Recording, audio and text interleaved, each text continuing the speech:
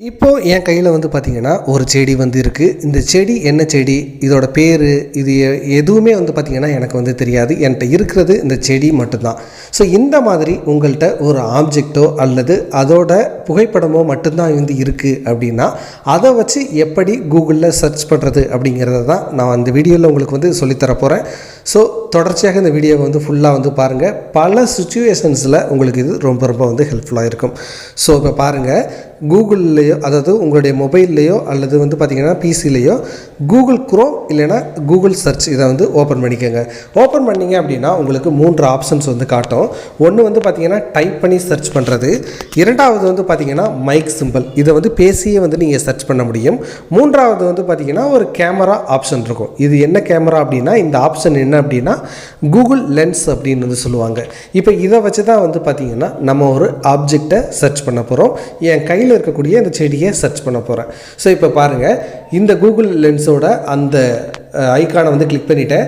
இப்போது search with your camera அப்படின்னு சொல்லிட்டு ஒரு ஆப்ஷன் இருக்குது. இதை கிளிக் பண்ணுறோம்.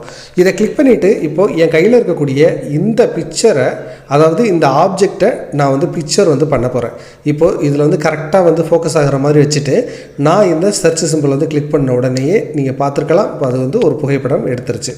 ஸோ இப்போ பாருங்கள், அதை வந்து நான் கரெக்டாக வந்து கிராப் பண்ண அதோட மேட்ச் ரிசல்ட் வந்து கீழே மாறுறதை நீங்கள் வந்து பார்க்க முடியும்.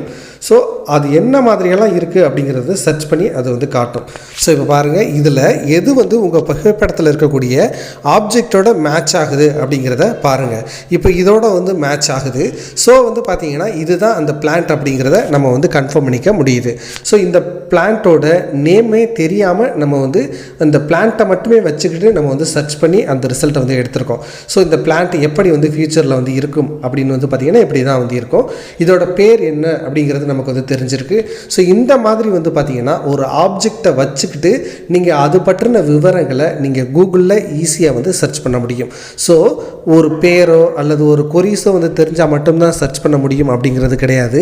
ஒரு புகைப்படத்தை வச்சுக்கிட்டே வந்து பார்த்திங்கன்னா நீங்கள் கூகுளில் ஈஸியாக வந்து சர்ச் பண்ண முடியும். ஸோ படிக்க தெரியாதவங்க, இந்த மாதிரி அது ஒரு பொருளோட அந்த பொருளை பற்றி தெரியாதவங்க இந்த ஆப்ஷனை பயன்படுத்தி சர்ச் பண்ணணும் அப்படிங்கிறதுக்காக தான் கூகுள் லென்ஸ் அப்படிங்கிற ஒரு ஃபீச்சரையும் வந்து பார்த்திங்கன்னா கூகுள் கொண்டு வந்தாங்க. ஸோ கண்டிப்பாக இந்த ஃபியூச்சர் உங்களுக்கு வந்து ஹெல்ப்ஃபுல்லாக இருக்கும் அப்படின்னு நான் நம்புகிறேன்.